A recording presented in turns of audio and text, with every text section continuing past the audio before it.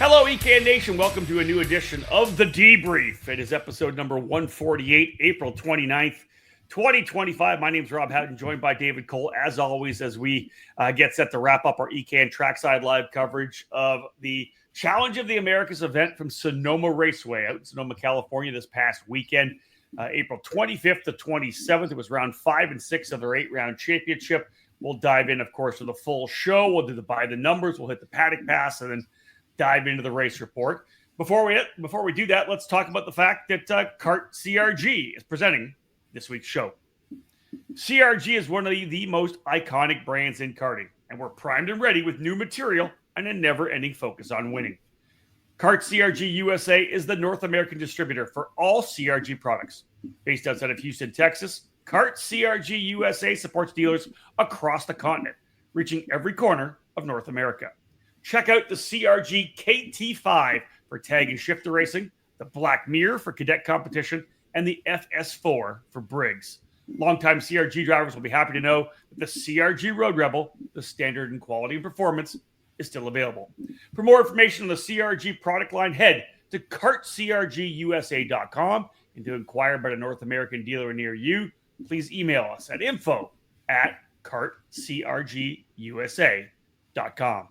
All right, David, let's dive into this one here. We'll wrap up our EKN Trackside Live coverage. Challenge of the Americas rounds 5 and 6, event number 3 of the 4 events on the season. We head, of course, to Utah in June. This one, though, up at beautiful Sonoma Raceway. And let's just say an interesting weekend, considering the fact that I think you and I were expecting or hoping for no wet weather all weekend long. Yeah, the weather failed us, to put it bluntly. Going in, there was no showing of any rain whatsoever on the weekend. That changed come Friday afternoon when we were into our hot pit sessions, and rain came for majority of the categories, including the senior category, which was they were going to use to split up. But obviously, nobody really went out, so they did randomizing for qualifying groups over the next 2 days. So yeah, it was not, we thought, later in April was going to be better for the weather, but maybe we'll have to go into May to escape all that. Yeah, indeed. And again, let's put it this way. It put a bit of a wrinkle into things, made some things exciting. The Saturday afternoon races were in the wet. The Sundays were obviously in the dry, which was that was at least good. But let's dive into things here right now, folks. We talk about the fact it's the 18th season for this championship, began all the way back in 2008, one of the stalwart series on the West Coast, and of course, nationally in American karting as well.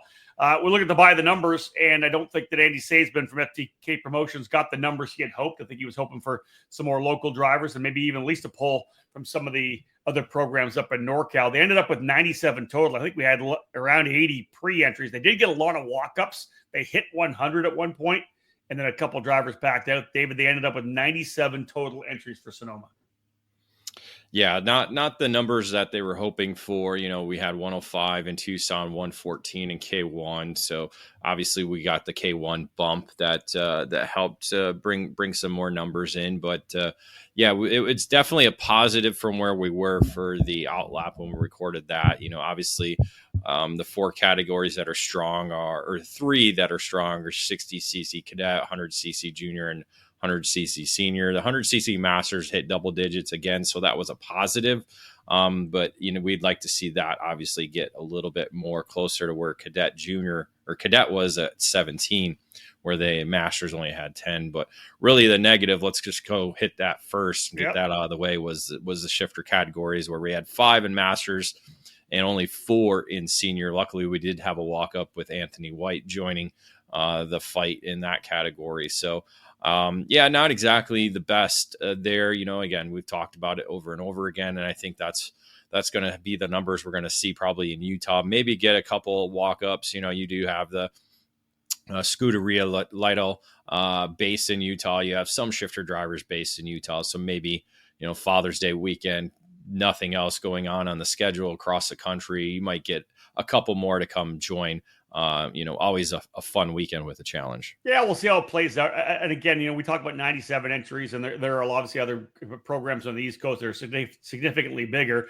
We're talking about 6 classes too. That's one of the big things we talk about, right? You look at the shifter class running together, really only 5 race groups on the weekend. So yeah, the numbers weren't fantastic, but if you look at just the air-cooled direct drive category, not direct drive, single speed categories, you've still got a decent number of drivers, right? You got 17 in cadet, 20 in junior, a massive 41 in 100cc senior, and we had the 10 in the masters category. There's a lot of still positives, but with a shorter amount of classes, the big numbers don't get there. If you threw another 2 or 3 classes at this of 10 or let's say 15 each, you're throwing another 45 up. All of a sudden, the event's over 150, and we're talking differently. It's just a different approach because there's just such a more limited, more focused class structure. We'll see what happens.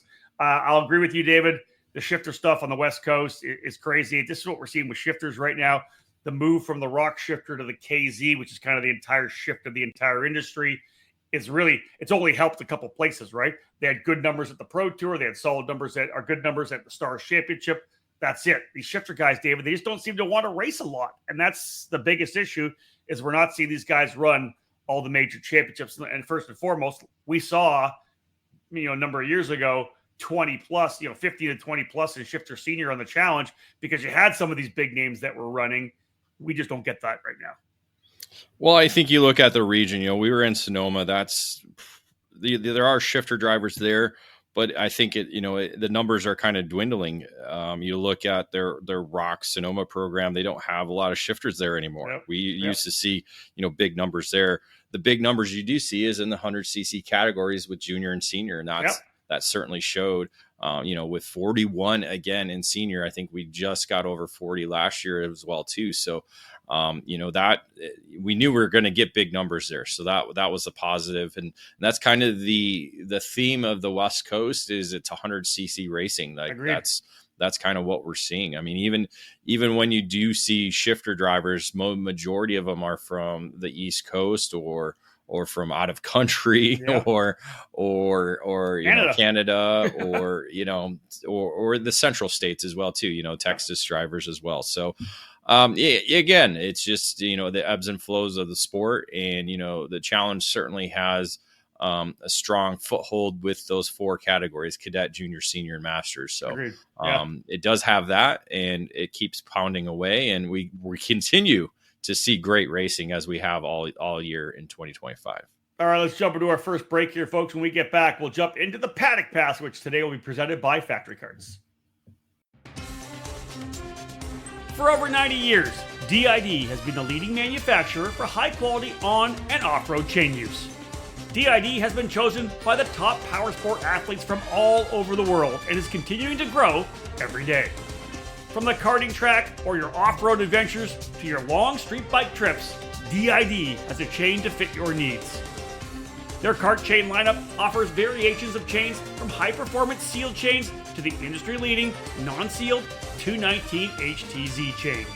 The DID SDH pin treatment is the unique design that allows for a lighter chain for less rotational mass, while still keeping a high tensile strength for peak performance. If you're in the need for a high-quality chain, DID has a chain for all makes and models. With our cutting-edge chain lineup, take your ride to the next level with DID. Visit didchain.com to find a dealer near you.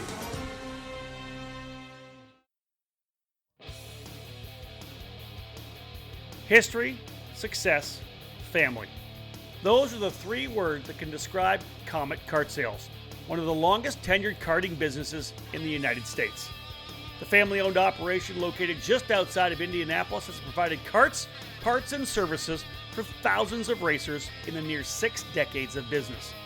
Their online store features everything you need, continually adding new parts to their product line. From full karting packages, new engines, spare or replacement parts, and safety gear, find it all at CometKartSales.com.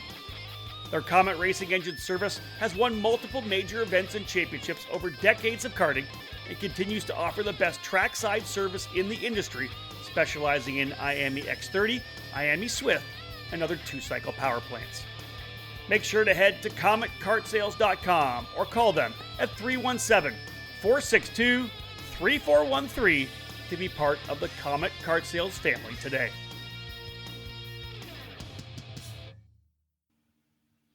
Welcome back to episode number 148 of our EKN Debrief. We are diving in right now to the race report for this past weekend's Challenge of the Americas event at Sonoma Raceway. Let's go into the Paddock Pass right now, presented today by Factory Carts.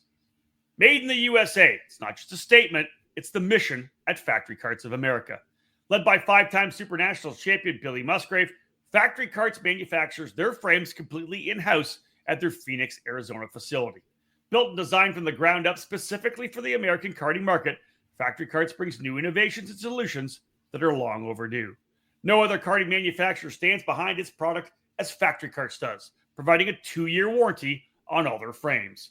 Learn more by visiting factorycarts.com or email info@factorycarts.com.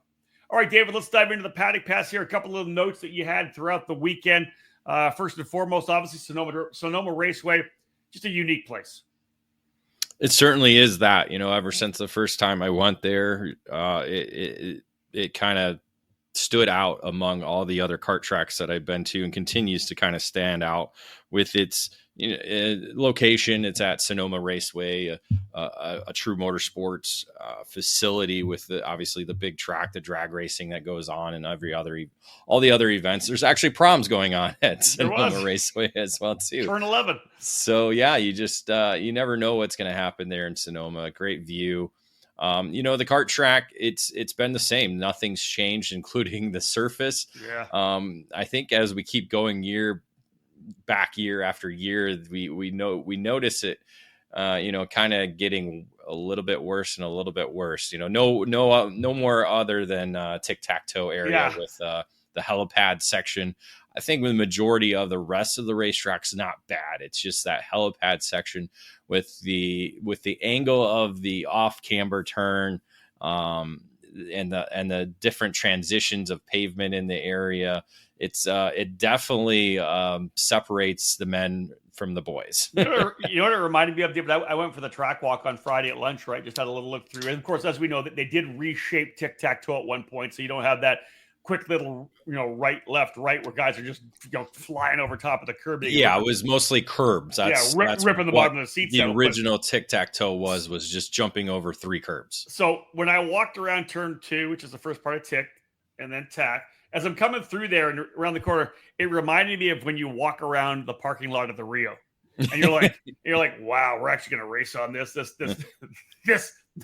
is horrible. This, anytime you have kind of a parking lot like that where the pavement's so rough and there's patches all over the place, that's what it felt like coming through there in that off camber double right 4 and 5. Right, you're right. The helipad, it's definitely in rough shape. The rest of the track, though, obviously, it's. I love the track as an announcer because there's just so many places to pass. Right, into 1, down into the start of tic-tac-toe, inside Titan 4 and 5, inside of 6. Inside of 9, inside of 10, inside of 12. There's just so many places to overtake on that track. That's why the racing is always so good. Yeah, like I said, the rest of the racetrack is holding up pretty well for how old, again, the surface really is. It's got to be at least 20 years old, I would think. Yeah. So yeah, again, the layout it's pretty. We still haven't figured out who designed it. We got to figure that out. We never did ask anybody. No, we didn't. So we're gonna have to do some research on that. But maybe Jason Berry knows. He seems to know a lot about that area and that region. So we'll try and get a hold of him. But yeah, again, it's a great racetrack to go to.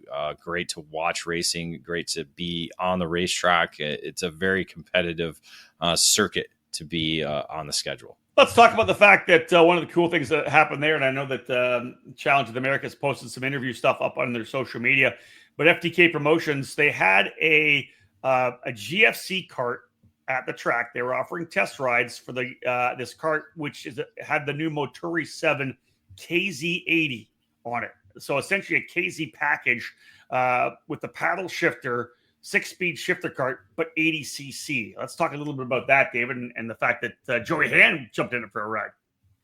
A number of drivers jumped in. One of them being Joey Hand, IMSA NASCAR driver. So a lot of experience, and he actually came up through the 80cc shifter ranks. One of the first guys to ever drive at 80. Yes, back in the day. There you go. Yeah. So he knows kind of the moto style of that package. So it was good to hear kind of his feedback from the KZ, the karting purpose built engine platform. Certainly the paddle shifter is a lot different from what he's used to. Where most people are used to the shifter lever rather than the shifter paddle system. So that took a little bit used to getting a couple good little feedbacks about it. He said it's very similar to that moto package that he remembers from back in the day. But again, the one thing I think he really liked was no front brakes. That was kind of the interesting side. Yeah. I talked to Nathan Dupuis, who actually has done the new FZ85 that Factory Carts has. And he definitely said that was a big difference because you couldn't just dive it into the corner super hard like you can with a cart that has front brakes. So it's definitely a little bit different driving style without front brakes. So other than that, he thought the pace was very similar. Kyle Wick said the same thing. He was another driver. He's done a lot of KZ and rock shifter racing and a lot of shifter racing over the last decade. So it was good to kind of hear their feedback. Again, it's something different, something kind of to offer. Again, you can use a tag cart. You don't have to use a shifter specific cart to be able to do this. It sounds like they do maybe need to look at the paddle shifter a little bit more because of just the feel of everything. Maybe a stronger cable or something to kind of help that. There's also that I wonder if you could throw on like the electric shifter that we've seen on the market for over the last 20 years. There's lots of different shifter kind of things, but I would like to see it maybe be offered both, utilize a shifter chassis because if you can, or even you can, I believe there's the aftermarket shifter levers that you can mount to non-shifter frames too, as well too. So again, options are kind of endless with that. Having, not requiring the front brakes, you can put it on any car, maybe even a 4-cycle car. Well, the simple fact is, David, that lower horsepower, right, lower displacement shifter engine. That's one of the things that's the topic of discussion. Back in the day, in the late 90s, mid 2000s, so many drivers came through what was then obviously Formula K1, 80cc Junior, 80cc Senior, whatever it was. Of course, it was K1 at one point in SCUSA competition. But a lot of drivers came through that. No front brakes, 80cc, didn't have the big grunt of the 125, a lot easier to drive, a lot more fun to drive for a lot of people, for some older guys, whatever it may be. But it was a category that really brought shifter racing to younger drivers, 11, 12, up to 15 before they made the jump to senior. So I think a lot of that, some people behind it have obviously been around since those days, remembered those glory days of having great 80cc racing. This is kind of, hey, listen, you're coming out of, you're a junior driver. You don't want to jump from like a 100cc junior or even an X30 junior up into a shifter. It's a kind of a bigger jump for some drivers. This is a cool transition. We'll see whether or not it grows any roots. But the engine is here. People are promoting it. There's a possibility, even and with the FZ85 as well, David, that we may see this 80-85 displacement find a place within the sport. In the speed wise, I think that was the other kind of talking point was similar to KA Senior, maybe get a little bit quicker, because I think if you're going the same speed as a KA, I don't think that quite entices people to kind of move over. I think it needs to be maybe just a little bit quicker, but even a second a lap is more than enough probably, but just needs to be that little bit of a difference to kind of stand out. Let's cap off this edition of the Paddock Pass, brought to you by Factory Carts, talking about the fact that you mentioned at Sonoma, it's a full-on facility. Of course, there's the kart track up top, but obviously the iconic Sonoma Raceway, old Sears Point, is down the hill, and there was an event going on there, an SVRA event there. The Trans Am Series was there as well. You and I got a chance to drive down, and let's just put it this way, a few karters down there actually have made the move to cars running in the Trans Am Series as well. Yeah, including that of Nitro Motorsports owner Nick Tucker, a former SCUSA Pro Tour and SCUSA Pro Moto Tour race winner and champion. He's certainly done a lot over the last decade. That was the last time he was full-time behind the wheel as a Pro Tour champion. So it's kind of crazy to see the last 10 years that Tucker's been able to put together with obviously a Nitro kart. They've developed a cadet program that's outstanding, driver development program as well too. That's blossomed into this Nitro Motorsports that has Trans Am team, the Toyota GR Cup, and now ARCA as well too, and a lot of other things going on. So it was cool to talk to Nick and kind of see him. It's been a while since we've seen him at the kart track, so got to see him at the car track and talk to a couple of the karters that were down there as well too, racing for him. Yeah, again, the recent announcement that Nitro Motorsports with Nick Tucker and Joe Tovo acquiring Venturini Motorsports, and Bill Venturini has been an ARCA driver for 30 or 40 years. I don't know how many years that he's been racing. I remember watching him at Delaware Speedway in Ontario here many years ago. So that's a huge move for Nick and Joe to be able to move into essentially that kind of NASCAR ladder system, right? They've got the Trans Am program, they've got the Toyota GR Cup now, and now with the ARCA program, we've seen a lot of drivers, of course, come through ARCA, coming out of cars into ARCA before maybe jumping up into a truck series or Xfinity ride. So that's the number one, a massive operation and a massive expansion for Nitro to pick up Venturini Motorsports. And then, talking about the Trans Am series, which so many drivers are running Trans Am, kind of transitioning into NASCAR because they realize how important road racing is now in NASCAR competition. And Dave, look at the karters that were there, right? That you and I have watched come up through the ranks for so many years. Obviously, Brent Cruz, first and foremost. We've watched him since his cadet days. He was the winner on the weekend as well in a caution-filled race. Thomas Annunziata was there. He had an issue in the rear end, I believe, in that machine. He was a DNF. But a top 5 finish as well for Sam Corey. So a bunch of karters were down there. You and I went and said hi to them, and it was just cool to see them running the big cars on the big track. Without a doubt. And it's funny to hear, how much time they have sitting around doing nothing because they're not used to the it. car schedules. They're not used to it. So, always cool to be at a car track and to kind of see behind the scenes stuff as well. All right, another break, folks. When we get back, it's time to dive into the race report. Our first categories that we'll look at will be the 100cc senior and 100cc junior race report today, brought to you by AIM Sports. We'll have that right after this.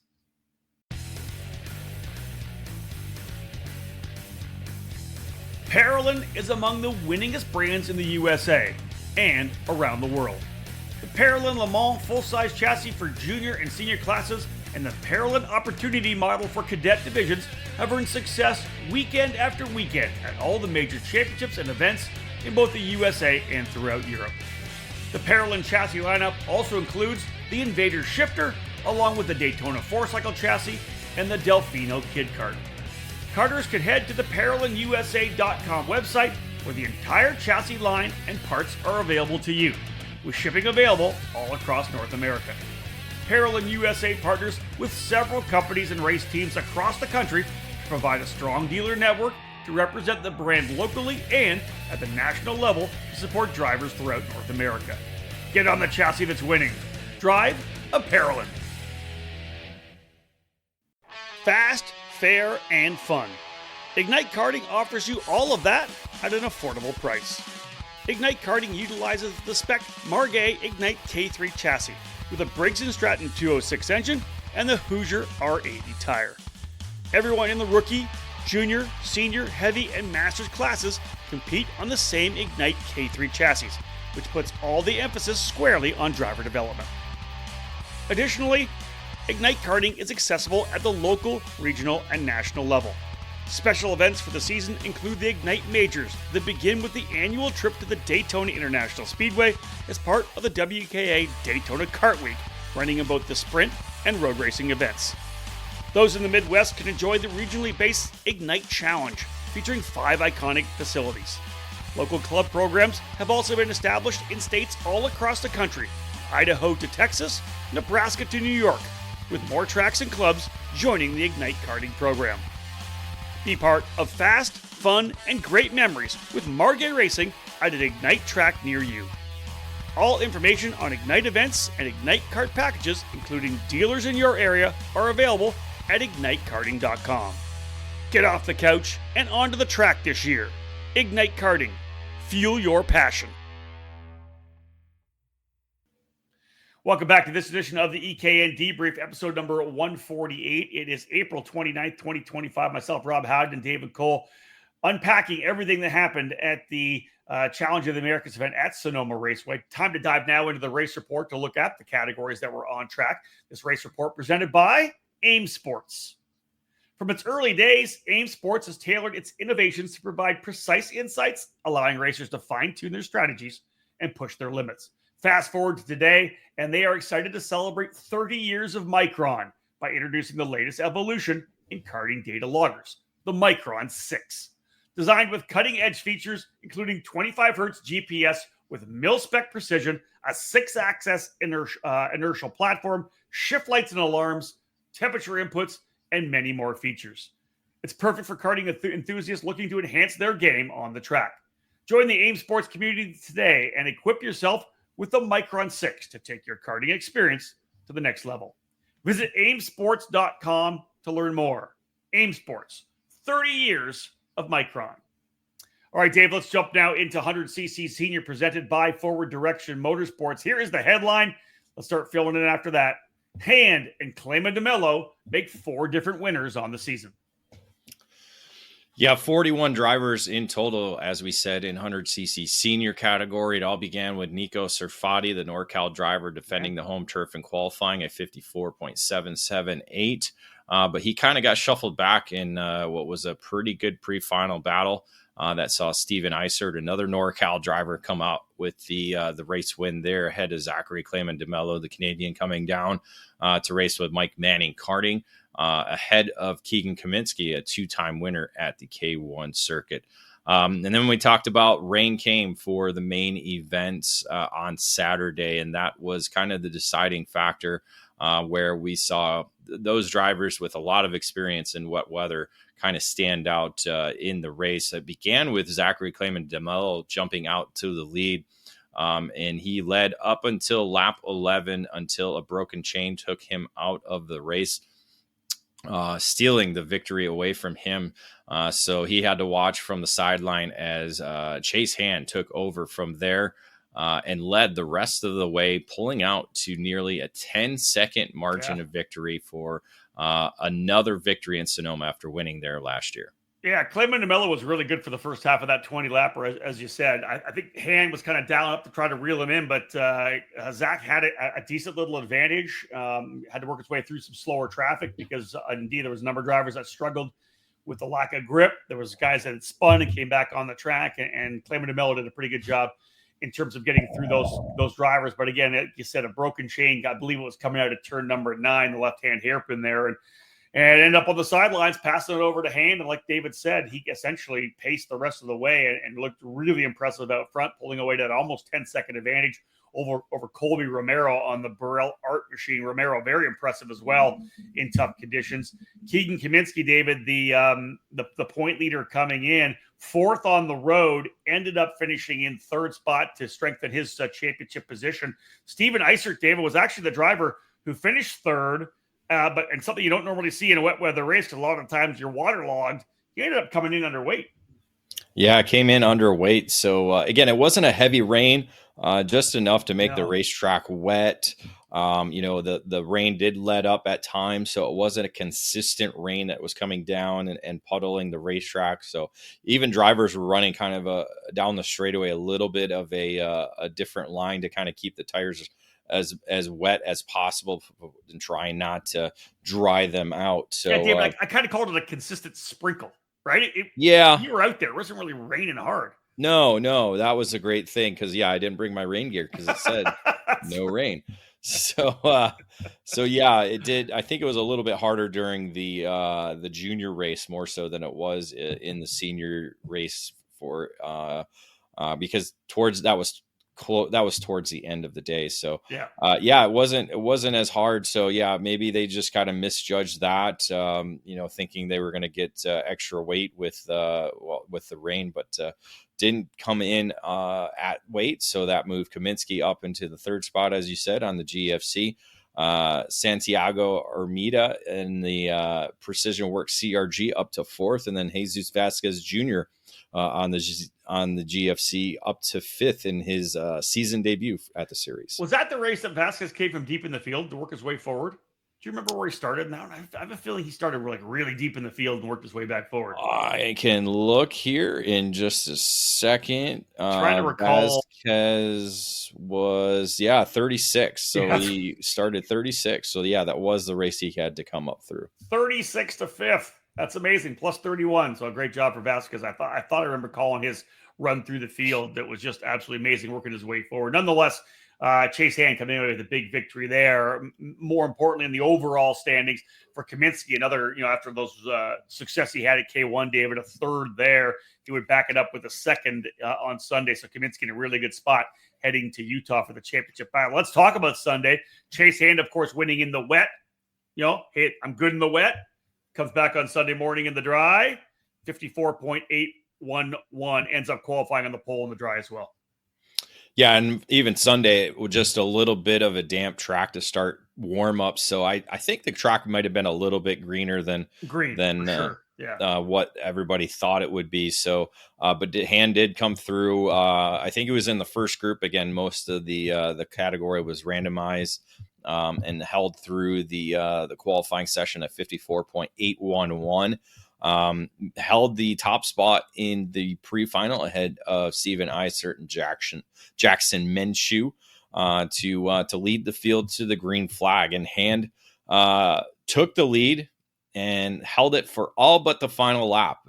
He was hounded by Eisert the entire distance.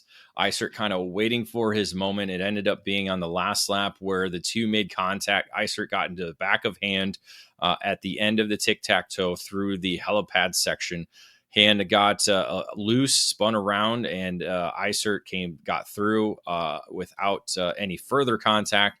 He was able to reach the checkered flag first, but a pushback bumper and contact penalty took the victory away from Eisert, dropping him from first all the way back to 12th. And this handed Zachary Clayman DeMello, the driver who won the battle for essentially second across the line ahead of Keegan Kaminsky, was declared the race winner. Yeah, so obviously Hand going out in turn number 4 there with that contact. Clayman DeMello and Kaminsky had been running together on the racetrack as well, first or at that point third and fourth, became second and third, with a penalty became first and second. So a win for Clayman DeMello there. Kaminsky ends up getting in second spot. Flavio Queenie, who is running P5 on the racetrack, ends up in the third spot. Colby Romero, again, another great weekend for Colby. Second in the wet on Saturday, fourth in the dry on Sunday. Overall, just a great weekend for Colby Romero. And then David Chase Hand was able to get rolling, continuing on, and finish P5 on the road. Actually sixth, and then fifth with a penalty. Yeah, so was able to recover after that spin. Again, it was people view it differently. I look at it as kind of a little bit very similar to what we saw with the bump and run at the SCUSA Pro Tour race between Gavin Bailiff and Billy Musgrave. Other people view it differently. Obviously, the officials viewed it as taking out a driver. Like me. You and I have a different thought on it. Well, 10-second penalty. I mean, come on. Last lap, he gave him a little bump, and he. To me, he didn't hold it. Dude, that's not a little bump when you get a pushback bumper. A little bump is when you do it and don't get a pushback. If you get a pushback from it, it's not a little bump. That's my opinion. I don't know. Again, different viewpoints. Again, I wasn't down there exactly to see it, but from the area I was standing, yeah. Okay. So I'll just say it that. Right. But yeah, again, that's racing. We all have different viewpoints on different things. Definitely not the weekend Steven Eisert was hoping for, nearly missing out on the podium on Saturday and then again on Sunday as well, too. So a tough weekend for Steven Eisert, who, again, still hasn't won in the senior category at the challenge. There you go. Let's go to 100cc Junior presented by Nash Motorsports. Here's the headline. Dupuis and Doan highlight exciting weekend of racing. Yeah, great racing all weekend in the junior category with a lot of drivers in the mix, especially on Sunday. Saturday, a little bit of a different story. We had Mateo Calderon, the local driver, setting fast time in qualifying with a 55.415. But it was the Canadian Nathan Dupuis making his series debut, coming through with a pre-final win ahead of Calderon with championship contender Eric Doan there in the third spot. And as we talked about rain for the main event on Sunday, Dupuis put on a clinic. He in the wet jumped out to the lead and just stomped the field. Just watching him around the racetrack, it looked like he was made for rain racing. It's just he attacked every corner with aggression and had no fear of losing any grip in his kart whatsoever. Drove to a 20-second advantage after 20-lap main event to secure victory in his series debut. Yeah, and let's say the guys behind him put on good shows as well. I'll make the comment on Dupuis. Turn 6 was one of the corners that I watched, and that's coming out of the double right-hand helipad. It's the short shoot down to the left-hand that leads into the S's there. And he was just, like, of course, running the outside line, the rain line on the outside of the corner, but he would just charge into the corner, crank on that wheel, and it just, again, the inside left tire lifting off the ground. He had his body cranked up over top of the wheel outside the seat, and man, he was just rolling around the outside. Super impressive the way he attacked that with a lot of confidence. As you said, a 20-second lead. The 20-second lead is a little bit, I think, a little kind of off a bit, only because the guy who finished in second was Doan. Remember, he was backwards in turn number 2 going into tic-tac-toe. He got hit going into tic-tac-toe, backwards off the racetrack, fell back to 14th. He drove his way all the way back up to second. An amazing run for Doan to go back to P2. Matthew Cagle did the same thing. He was deeper in the field as well. Matthew able to work his way up in the challenging conditions to get to third. So I think all 3 of the drivers in the podium, David, with really good stories. Dupuis with an amazing debut in the series. Absolutely impressive in the wet. Doan's recovery from the very tail of the field, and Matthew Cagle having a good run coming through as well. Yeah, a great run for Doan to be able to come back over those 20 laps to put himself, get himself good championship points, because that's needed after a couple of incidents in K1 that kind of put him behind the 8 ball in the championship chase. And then, Cagle, again, another great rain racer. I think if all 3 were on the racetrack together, that would have been a great battle to watch. Agreed. Sergei Karamaselli ended up in the 4th spot, and Mateo Calderon coming home in 5th. Qualified P1, finished second in the pre-final, 5th on the road in the main event. Moving into Sunday, it was actually Peyton Anderson, David. She stepped up with a 55.082, qualified on pole. Yeah, great run. She was kind of there in the dry on Saturday, but once the wet weather went, I think she kind of fell backwards through that race, but came away with a fast time of 55.082. Actually 0.4 quicker than where they were on Sunday. So just maybe a combination of good drafting partner, because I believe she was with Dupuis the entire session. Yeah, she's a Nash driver. Ended up being Dupuis taking the pre-final win ahead of fellow Nash drivers Eric Doan and Peyton Anderson. So a 1, 2, 3 for Nash to lead the field to the green flag. And it was a great 20-lap race that included 10 official lead changes over the 20 laps. Among the leaders included Dupuis, Doan, Anderson, and Luca Popescu, all leading the way. Popescu moved up to the top spot towards the end of the race. A little bit of an issue coming out of that inside hairpin. What is that? Turn 9? Yeah, turn 9. Turn 9. Yeah. Kind of shook things up. Anderson got back to the lead, coming to the white flag, but Doan able to work by early on that last lap, and then they battled for second behind him as he was able to reach the checkered flag first by just over 0.4 seconds. So the wild thing at the end of this one here was, and David mentioned how crazy it was, right? The battle up front. At one point, it was the Nash drivers up front with Doan, Dupuis, and Peyton Anderson. But then right in the middle of the fight as well was Popescu and Cole Anderson, the GFC drivers. It looked like it was going to be Nash. And then all of a sudden, the GFC guys going to work their way forward. You mentioned Popescu goes to the lead with Cole Anderson with him. I'm like, this is going to be a GFC 1-2. And Gary Carlton and Sonny and the crew was right in front of me. And they're like, we got ourselves a 1-2. And then the last lap, the way kind of things shook out, drivers inside, outside coming through 10, and then a dive into the inside of 12. It ended up being Nash 1-2-3 with Doan, Peyton Anderson, and Nathan Dupuis coming across the line, and then a penalty for Peyton Anderson, the contact with Popescu that changed everything. She ends up going from second back to fourth. Still a good run for her, but it ended up being Doan, Dupuis, and Cole Anderson on the podium. It was a wild race for sure. And again, you mentioned it, David, just great racing in junior all weekend long. Yeah, again, another call that was, I guess you had to be there to kind of see it. It looked like he just got wide and dropped a wheel. Obviously, there was some contact going into the corner. Officials reviewed multiple different cameras and viewpoints. But they kept the penalty intact. So it took away the podium finish for Peyton, dropping her to fourth. But moving forward, now she has that experience. It's something I don't think she's had yet, is running up front with all these guys. So a good weekend overall for her to be able to do that, along with Cole Anderson as well too. So both Andersons running up front on Sunday. So hopefully we'll be able to see that carry over. Certainly Peyton Anderson in Utah, her home racetrack. So we'll see how that goes in Utah in June. So it was Doan, Dupuis, Anderson, and Sergei Karamaselli again, a two top fives for Sergei Karamaselli. Pretty strong all weekend long. All right, into another break here. When we get back, as we'll continue with the AIM Sports Race Report. We'll hit the senior shifter, masters shifter class. And of course, after the next break, we'll come back with masters and cap it all off with 60cc cadet. We're going to talk shifter after this break.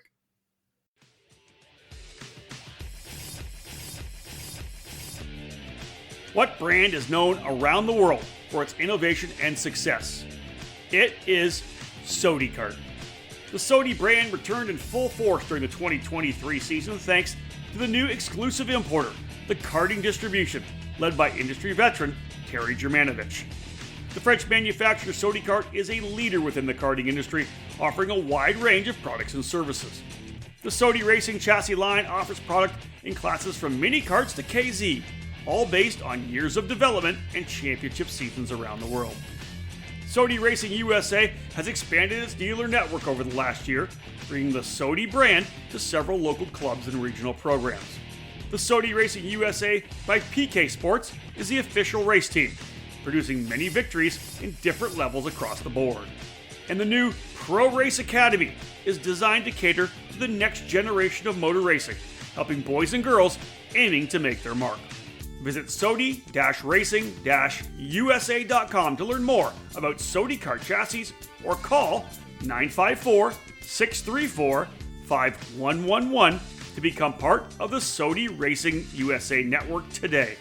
Sodicart, the world leader in the karting industry.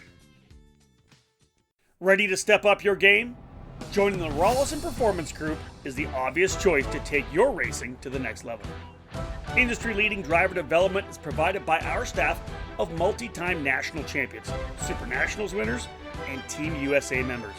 And at the same time, RPG continues to be a national-level powerhouse race team. Our goal is to help you raise your game and win races. We work with all age groups and are focused on developing those cadet and junior drivers who are ready to take the next step in their racing program. Rawlison Performance Group has set a new standard with our in-house engine program, AVP Engines, headed by Alex Vincent. AVP has become the benchmark in IAME competition. We have the largest OTK inventory that follows our race team, providing trackside parts at all the major events in North America. RPG also offers multilingual support with French, Spanish, and Portuguese-speaking staff. If you want to fight for championships or want to improve your skills and your chances to win, the answer is to call RPG at 503-260-4514. The Rawlison Performance Group. We race to win. Welcome back to episode number 148 of our EKN Debrief, breaking down this past weekend's Challenge of the Americas event at Sonoma Raceway. Our race report presented by AIM Sports. Let's, in this segment, talk about the senior shifter and master shifter categories. Shifter senior presented by Swede Tech Racing Engines. And here's the headline: Avancino keeps perfect score alive through 6 rounds. Yeah, again, a great performance by Michael Avancino, the Ron White Racing CRG driver, put in another flawless weekend at his home track in Sonoma, qualifying on Saturday with a 49.584 to lead the way. Went wire to wire in both the pre-final and final. In the wet, it was a 24-second advantage with Anthony Freeze on the Burrell Art finishing in the second spot, Evan Concepcion on the GFC in third. Anthony White was a DNF after lap 2, and he rounded out the top 4 on Saturday. Yeah, really the overall theme of the entire weekend was Avancino out front by himself, a battle between the two Burrell Art drivers, Anthony Freeze and Anthony White, and then Evan Concepcion a little further back, actually battling on occasion with the guys in the front of the master shifter category. Avancino was the quickest driver again in qualifying on Sunday, 49.762. He beat Freese and White in the pre-final and then walked away to a 9.168 second win on Sunday. Anthony White, though, able to outrun Anthony Freese, who was out of the race with about 5 laps to go, David. He parked it on lap 14, and it was Avancino, White, and Concepcion, again, the top 3. Yeah, mechanical issue for Freeze. Something in the gearbox, I think, kind of went for him. So parked it on the sideline, and that was at Avancino, White, and Concepcion. A little more shakeup in the Shifter Masters class presented by Nelliton Racing Concepts. Headline: O'Neill and Gouache end Rook's streak. Yeah, the 4-time race winner Joe Rook came in with a solid streak of a perfect score, just very similar to Michael Avancino, and continued that through qualifying with a 50.910. Still talking to him on Friday, it was a lot of learning because he had never been to Sonoma Raceway. So it was certainly a learning weekend. Got it figured out for qualifying. But in the pre-final, it was the local driver Patrick O'Neill taking over the top spot from Joe Rook. I think Joe had a bad start. O'Neill got blasted away from the line, was able to take that win there. And then in the rain, Rook just did not have anything going his way, retired on lap 2 with a flat tire. So he had to watch as Patrick O'Neill just dominated the Masters field in the wet weather, driving away to what on paper says a 1-lap victory, but I think it was because Marcin Culotta was lapped by the senior drivers. So, but it was a big margin of victory for Patrick O'Neill, taking another challenge victory at Sonoma. Yeah, Avancino was able to get around and lap up to Marcin Clota. Didn't catch O'Neill, but he caught Clota over the 20-lap race. So Marcin only got the 19 laps in. Michael Faker ended up finishing in third. Michael Gouache in fourth, and as you said, Joe Rook out on lap number 2. So big win for the local driver Patrick O'Neill. For Ron White Racing. They came back on Sunday, and Rook was quick again with a 51.128 in qualifying. He started on the pole and was able to get away to the victory in the pre-final over Gouache and Clota. David, the final was a little bit interesting, though, as Michael Gouache was able to lead for the first 6 laps, but Patrick O'Neill eventually would slide by and take over. It wouldn't finish that way, interestingly. No, Gouache got a great hole shot. Again, Rook just didn't get off the line very well, slotted in the second. O'Neill was third. There was a little bit of contact with O'Neill getting by Rook. And then eventually O'Neill was able to get by Gouache and drive to the provisional win in the Masters category, but officials handed O'Neill a penalty for swerving. They call it intimidation on paper, but essentially it was kind of a swerve move that they called. So it was a 3-position penalty. So that took the victory away from O'Neill and put Gouache up on top of the podium, moving Rook to second, and then Marcin Culotta into the third spot. Yeah, I have a feeling it was O'Neill on Rook, and I think Patrick took offense to maybe some of the runs off the line, because obviously a good hole shot for Gouache. Rook did not get off the line that well. O'Neill was able to kind of get to the inside of him, but Joe was having none of it. I think in one of the races, he actually gave him enough room where Patrick had to go off the right side of the racetrack and cut the corner essentially to come back on track safely. They had a little bit of let's put it this way, a little bit of a disagreement, I think, between those two drivers. And O'Neill, that little Euro swerve caught the ire of race control. Let's put it that way. Yep. So it made an all Maranello podium after the penalty, and Gouache picking up his first win in the series in quite some time. I don't think he won. Might have won there last year. I'm not sure. Good job for Michael Gouache winning. Rook, Clota, O'Neill, and Michael Faker rounding out the top 5. Another break. When we get back, we'll get into the 100cc Masters category. We'll talk about 60C Cadet. We'll wrap up the race report after this break. There's a new hot button name in American safety equipment, Stilo USA. Every product with Stilo is focused on safety, comfort, and function. Stilo USA is happy to provide you with the proper safety apparel to keep you protected on the track, and their karting lineup is second to none. New to the product lineup is the Stilo Carbon CMR karting helmet. Designed to revolutionize your karting experience, this carbon fiber crafted helmet is among the lightest on the market, without compromising on safety. The Stilo ST5 KRT karting helmet is manufactured using a lightweight and extremely strong composite material. The KRT provides an excellent fit and comfort level due to its dual density interior foam lining, and it's equipped with a symmetrical visor that offers excellent vision and an effortless central visor locking system. The Stilo ST5 CMR standard was developed jointly by the FIA Institute and Snell Memorial Foundation to ensure safer and lighter weight helmets for younger karters. Drivers rave about the superior comfort levels, lightweight construction, and the unparalleled field of vision that is perfect for the youth helmet line. Stilo didn't stop with their helmets either. The newly developed Carbon Curva rib protector is unlike any other on the market, with a form-fitting solution to offer superior protection. The Carbon Curva 8870 version is FIA homologated and includes a chest protector. Head to StiloHelmets.com to review these products and many more to keep you safe on the track. Stilo, any competition, one helmet.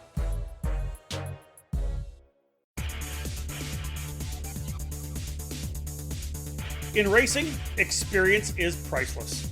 Franklin Motorsports is a leader in the karting industry, and with over 30 years of combined karting experience, we can provide you with everything you need to go racing. With a large online product selection, select track support events, and a wide variety of shop services, Franklin Motorsports is your complete karting source. Check out our online store at franklinkart.com, where all of our products are just a mouse click away. We continue to add to our growing product selection on the online store, and we ship daily to ensure products get to you quickly.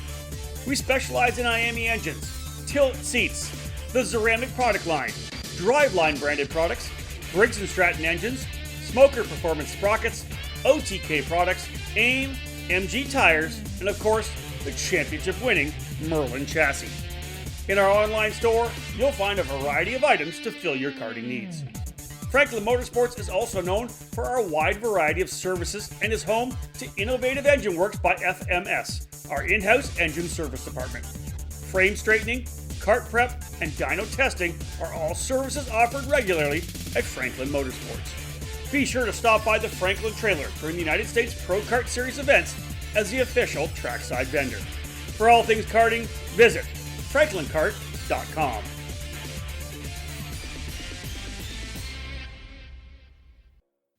Back at it here, the debrief for this past weekend's event at the Challenge of the Americas in Sonoma, California. Let's wrap up the AIM Sports race report here, talking 100cc Masters and 60cc Cadet. Masters class brought to you by Ruthless Karting. Here is the headline: Meach and Jones claimed first wins of the season. Yeah, the 100cc Masters category, again, a lot of changing hands and different names at the top all weekend long. But it was Falcone once again showing the way and qualifying. He certainly knows how to work the kart on new tires, on new Shinko tires. A 56.198 put him on top of the timesheets, but it was Dan Jones, the local driver, who won in this category last year, taking the pre-final win ahead of Falcone and Mann in the third, Christopher Mann in the third spot. And in the wet weather, however, a lot of things happened. Up front, Jones took the lead early on and looked like he had the victory in hand until lap 10, when his chain decided to leave his CRG cart. And so he had to watch from the sidelines as Matthew Meach took over the top spot from there. Championship leader Scott Falcone had a miserable race, spinning out at least 3 times, Rob. I think it was 3. Yeah, turn 1 on the opening lap as they came in. He spun from the outside of the front row and spun there, and then had 2 other spins in turn 6, and eventually ended up off the racetrack in turn number 10. We thought it was another spin. No, the axle literally sheared in half on the right side, just just to the left of the bearing hanger.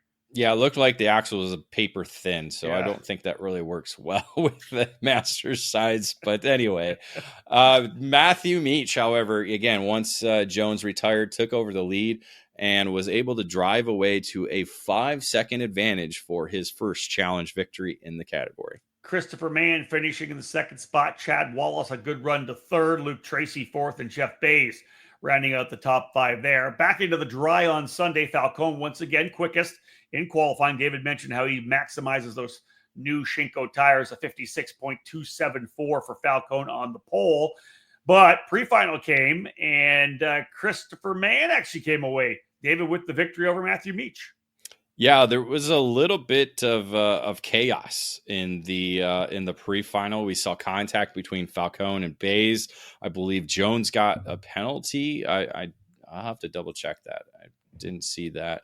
But yeah, a lot of shuffling going on. They were all running together. I think that was kind of the problem, because they were all fighting for position. Yeah, I think Bays and Falcone got together over in turn 9. Yeah, Bays and Falcone got together there. That put Falcone on the sideline as he had a broken. 2, wasn't it? No, actually, it was lap 11. Oh, it was later on. Okay. Closer towards the end. Yeah, Falcone had to retire. So he actually started the main event in 10th spot. Jones had a 5-second penalty for contact, as he was actually third on the racetrack, but that promoted Wallace up into the third spot. So it was Mann, Meach, Wallace, Jones, Bays, and then Falcone starting 10th to begin the main event. Let's talk about that main event, because it ended up turning into a battle, not so much of even a battle really, but just your typical 2 drivers pulling away from the field. Jones and Mann stretch away for the entire 20 laps. Christopher Mann did not let him get away at all, was on the bumper the entire time, but just never found himself in a place, David, on the last lap to even make it shot. Didn't even really make any kind of moves, didn't have any kind of looks, and Jones able to come away with the win. Yeah, I talked to Christopher Mann. He thought he had the spots picked out to be able to try and get by him, but he said Jones just hit the last few laps really strong and wasn't able to capitalize on where he thought he could make the pass. So yeah, Jones took over the lead on lap 2 and led the entire way to earn another victory at the challenge at Sonoma. Yeah, back-to-back Sunday wins, right? Dan Jones won last year on Sunday and this year on Sunday as well. Mann coming home in the second spot. A couple of runner-up finishes for Chris Mann to keep him in the championship contention. Scott Falcone ended up third on the podium on Sunday. Matthew Meach in 4th spot, and Luke Tracy rounding out the top 5. Let's go to 60cc Cadet now, presented by the Karting Collective. Here's your headline: High and Go, earn career first victories. Unique last names to go with the title, isn't it? Yeah, no doubt. 60cc Cadet, again, probably some of the best racing we saw all weekend long, both dry and wet, with a lot of drama, certainly on Saturday, including Wyatt Kroger taking the top spot in qualifying at 59.636. So a great run in qualifying by Kroger, but it was, help me with the name now. Koa Sato. Taking the pre-final win on the GFC. So he was able to lead the field to the green flag, where this was the fun part, because officials declared the race or the whole day, a wet weather race, because they knew eventually there would be some rain. And so once drivers hit the racetrack, and again, they had to delay it, if I remember correctly as well, too, because they were going over penalties. There was a little bit of a delay to get going as well for the mains. So, but clarify. So by the fact that they declared the entire day a wet race, it was going to be driver's choice when you came up to the racetrack. So there was David, you and I went, this is at lunchtime on Saturday, you and I went down to see the guys down in the big track. We could see this kind of big, it was getting dark coming from the northwest. And it was like, it's kind of coming across here from the west. It's getting this, we're probably going to get some rain. So they knew it was kind of coming in. When was it going to hit? That was the key, right? So everybody, David, rolls up onto the grid with slick tires, except for one. And that was Lincoln High, who I believe was starting in the 13th or 15th, actually. 15th position. Yeah, so towards the back of the field. We were watching the Trans Am race because they were talking to guys during their many full course cautions they had, right. Why they had some wet tires on the pit lane. They said, well, it's Sonoma, you never know. And it certainly came. It came, about lap 2. It started to sprinkle, so it wasn't too bad. And then a little bit heavier moisture certainly came down, and so it wasn't hard. It never was unsafe for those drivers on the slick tires. It was actually fun watching these guys attack the racetrack, a damp racetrack on dry tires. So very fun to watch, seeing who could handle the conditions the best. Obviously, some drivers were spinning here and there, but for the most part, they all handled it very well. Agreed. Again, it wasn't a very heavy rain. It was just enough to make the racetrack wet. And certainly Lincoln High taking on the wet rain tires, waited, bought his time, didn't burn them up in those first couple of laps. And then it was by lap 7 that he was up into the lead, certainly with the most grip level with those rain tires, and was able to drive away to a 5-second margin of victory and claim his first series victory. Well, and so you think, hey, listen, he's the only guy on the reins. He's going to be able to be 20 seconds faster or win by 20 seconds at the end. And that was, David, kind of what you talked about. The first couple laps were dry. He starts 15th, so he's quite a ways back trying to take care of those very soft rain tires, as we know. Over those next, those 7 laps, really lap 3 to lap 7, he took his time. He was patient. He knew he was going to be faster, and because he could easily have got caught up in a spinning driver. He works his way to the front, gets out to the lead, but then that rain started to taper off at the end. The fastest laps of the race were not Lincoln High, and they weren't even the guys on the dries at the first couple laps. The fastest laps, David, were at the very end of the race when it was starting to dry up again, where Lincoln was probably having to take care of those tires, because guys like Hudson Hidalgo finishing in second, Lucas Tarango in third, Nathan Ramirez and Coaceto fourth and fifth, they were banging out fast laps at the very end. He had built enough of a gap up that they weren't catching him. Yeah, lap 15 was the magic lap because the top 6 all put down their fastest lap of the race on that lap. Lucas Tarango was a 104.025. Lincoln High was a 105.4, so 1.4 seconds slower. So if this race would have been a 20-lapper, we might have seen different results because, as you said, the track was starting to get a little bit of a dry line, and those dry tires were certainly working well in those final 2 laps. Yeah, finally started to heat up as well, right? Because they weren't getting cooled off. All told, though, great win for Lincoln High.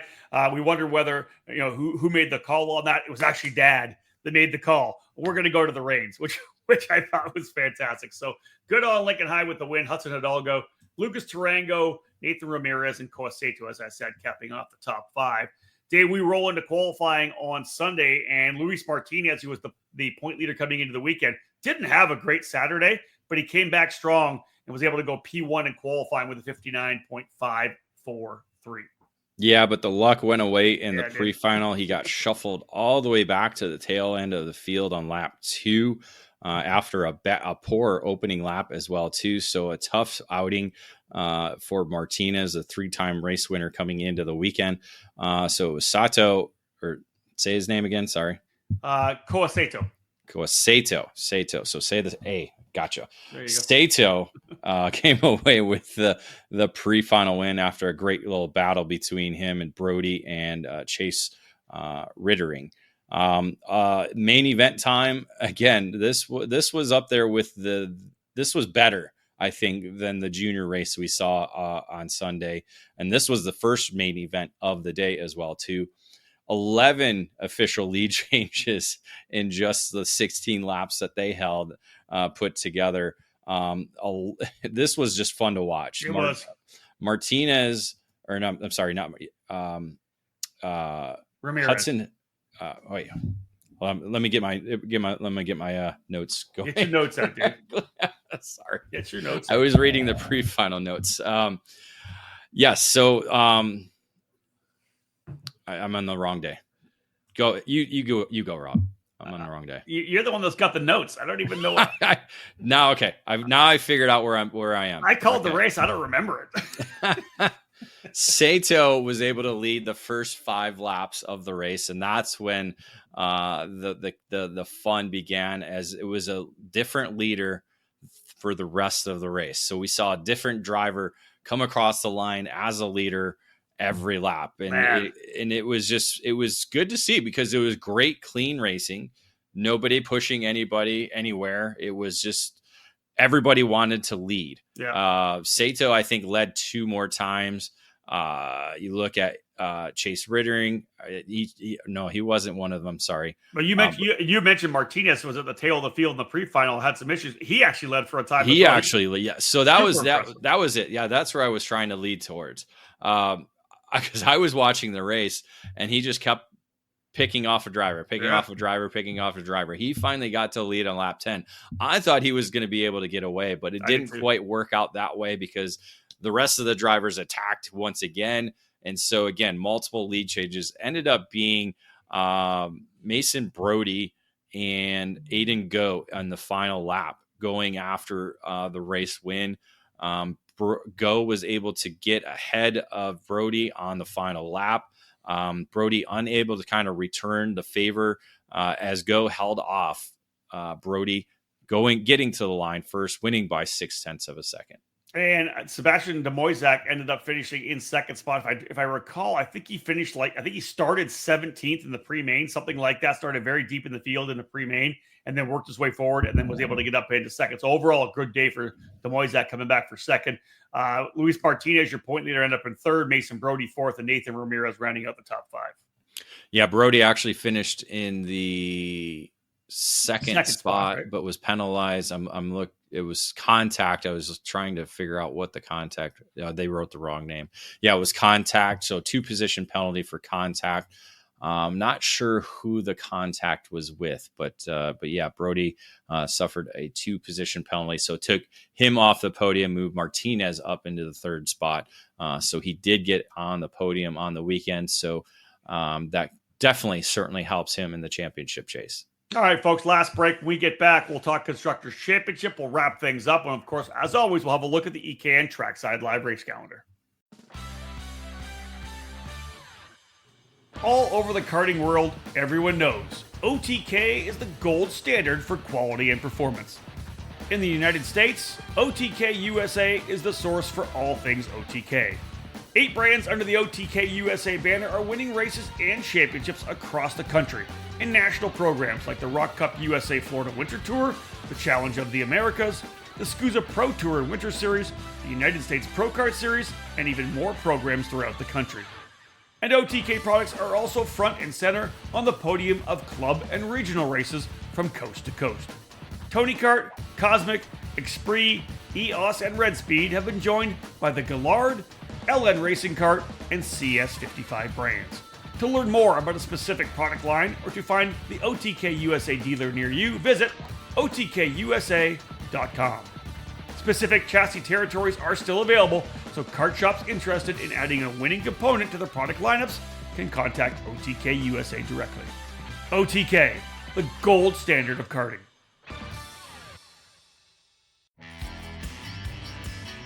Motor mounts. They keep your engine attached to your chassis, right? The answer is, they're much more important than that. Your motor mount is critical in transferring 100% of the power from your engine through to your tires and the racetrack. You need this to get on the podium each and every time you race. Odenthal Racing Products is here for you, providing the best motor mounts on the karting market today, all designed to make sure you're using all the horsepower you pay for. Odenthal Racing Products is a family-owned and operated business with decades of karting experience in providing products with unmatched quality and value for our racing community. The Pro Series mount for 2-cycle engines, which is available in 0, 5, and 8-degree inclinations, provides a rigid structure to help keep vibration to a minimum without adding too much weight to your setup. The 4-cycle Easy Set system is one of the most popular mounts for the Briggs & Stratton 206 power plant. Multiple mounting holes provide the most adjustability depending on your chassis and seat placement. To ensure a tight fit to your chassis, our ORP wedge clamps get the job done, and they feature a number of design updates to provide a lower profile and lighter weight. The clamps are available from 28mm to 32mm in both standard and Euro style sizes. And now, Odenthal has also revolutionized the karting industry with its new Easy GP camera mounting system. Designed to mount anywhere on your chassis with 1 or 2 cameras, the ORP Easy GP camera mount is your solution to capture that onboard winning moment. Head to odenthalracing.com and find a dealer near you. Odenthal Racing Products, proudly made in the USA. Welcome back. Time to cap off this edition of the EKN Debrief, episode number 148. It is April the 29th, 2025. We're wrapping up our report from the Challenge of the Americas event at Sonoma Raceway. David, let's jump into the Constructors' Championship here. 9 different brands scoring victories over the 12 wins on Saturday and Sunday. Yeah, crazy to see that. The only one brand that was able to score multiple wins on the weekend was CRG. Ron White Racing drivers were able to pick up 4 wins, 2 by Avancino, 1 by O'Neill, and the other by Dan Jones. And then the rest of the brands picking up wins all did 1 victory on the weekend. GFC, the CS55, Cosmic Esprit, Tony Kart, Maranello, Parolin, and Gallard. Let's wrap things up. And I was thinking about this at the very top of the show here, David. Now, I didn't talk about it at all. Normally, I do at the very end of every weekend if it happens. No red flags at all. We actually got through 2 full days of competition, 0 red flags. And again, I think if you listen to what we talked about throughout the race reports, really good racing, side by side, a lot of fantastic stuff, and just awesome wheel-to-wheel racing. No red flags. That's the end of a fantastic weekend. It is, it was, like we just talked about, Sunday was amazing racing in cadet and junior. No massive wrecks that we saw on the weekend. I think the contact between the Masters drivers was the hardest hit that we saw all weekend long. Right. And then just little, maybe the Surfati one. I'm not quite sure what happened there. He did end up losing a nose and a fairing as well too. So, but again, overall, the starts were clean. Everybody getting through one, maybe a couple bumper to bumper contact through tic-tac-toe on the opening lap, but everything, again, overall strong weekend for the challenge. David, at the very start of the show, we went through by the numbers. We kind of were alluding to the fact that overall, of course, just a little lower than 100 entries, and that's not what you want off with a major series like the challenge. But overall, average entries, and when you look at look at just the non-shifter kart categories, it's such a strong series right now. Yeah, 16 entries per class, and it's 3 down from where we were at K1. Obviously, the overall wasn't up there. It's the lowest of the season so far. But when you look at this weekend, just the non-shifter classes, you get 22 for an average for those 4 categories. So, and that's using the Masters at 10.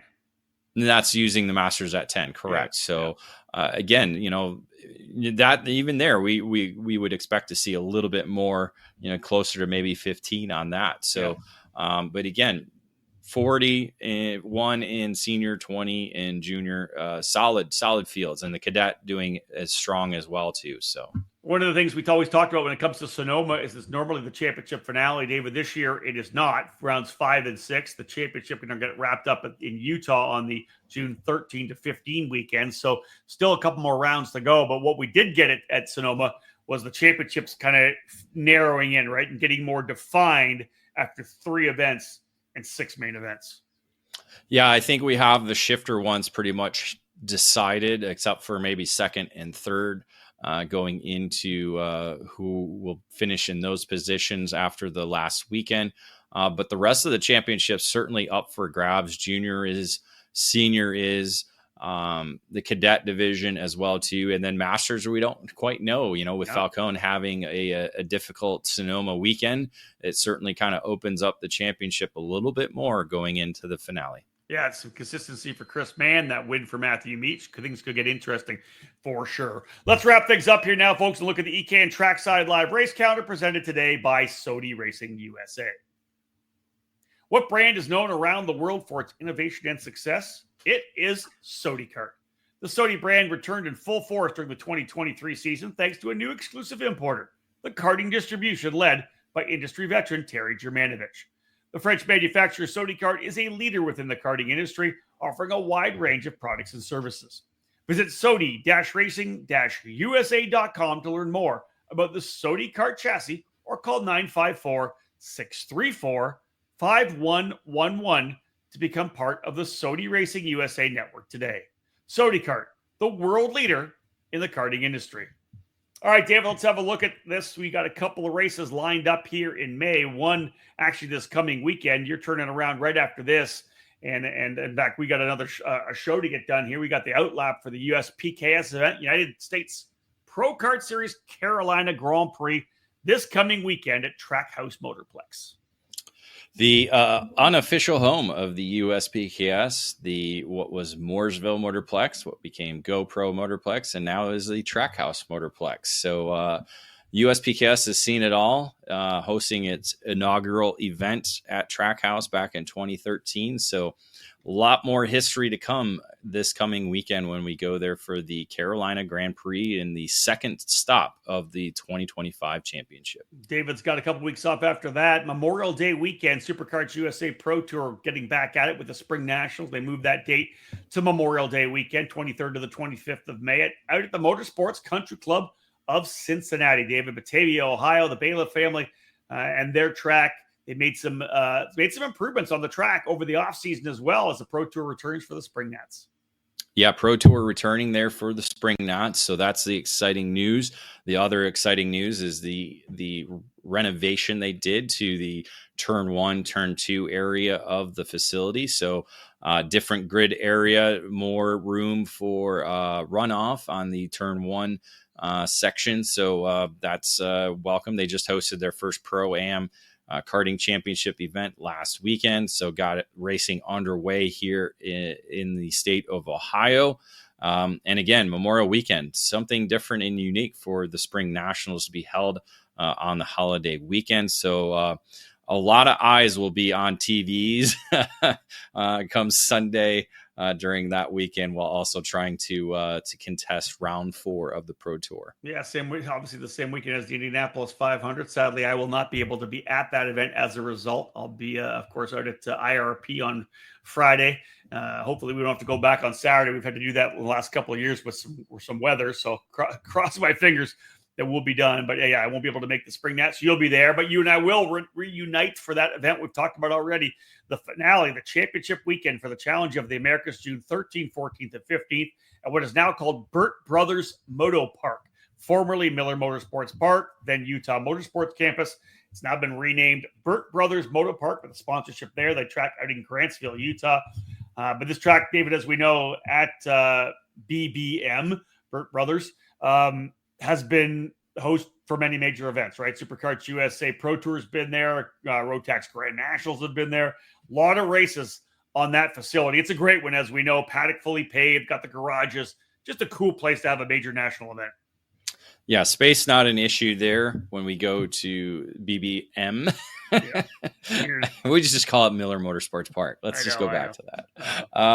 But yeah, it's the racetrack, definitely unique. It's a very fast racetrack, flat racetrack, not a lot of elevation, a couple of banked corners here and there. Dust is certainly an issue when you go off the racetrack, no different than when you're in Tucson. So kind of similar to that. But it's a very fast racetrack. So, shifters are going to be wide open. 100cc categories, I would expect to see a lot of drafting, including cadet division as well too. Okay. So definitely drafting is going to be very key throughout the weekend. First time there with the Shinko tires. So we'll see how that goes. Being June and Father's Day weekend, I got to expect temperatures to be in the 90s. Hopefully not in the triple digits, but definitely should be a warm weekend there in the Utah desert. Indeed, that wraps things up for the EKN Trackside Live race calendar, and also caps off our EKN Trackside Live coverage of the Challenge of the Americas, the Sonoma Raceway event, rounds 5 and 6. As David said, we'll be in Utah in June to cap things off. And again, thank you very much to CART CRG USA, the presenting sponsor of episode 48 of the EKN Debrief. That wraps things up for this one here, folks. Again, as I said, we're not done yet. We've got a debrief, or rather an outlap still to do, our preview of this coming weekend's USPKS Carolina Grand Prix. We'll have that out here this week as well. Thanks for tuning in. Wrapping up COTA from Sonoma. Looking forward to getting to Utah in June. On behalf of David Cole, my name is Rob Howden. Bye for now.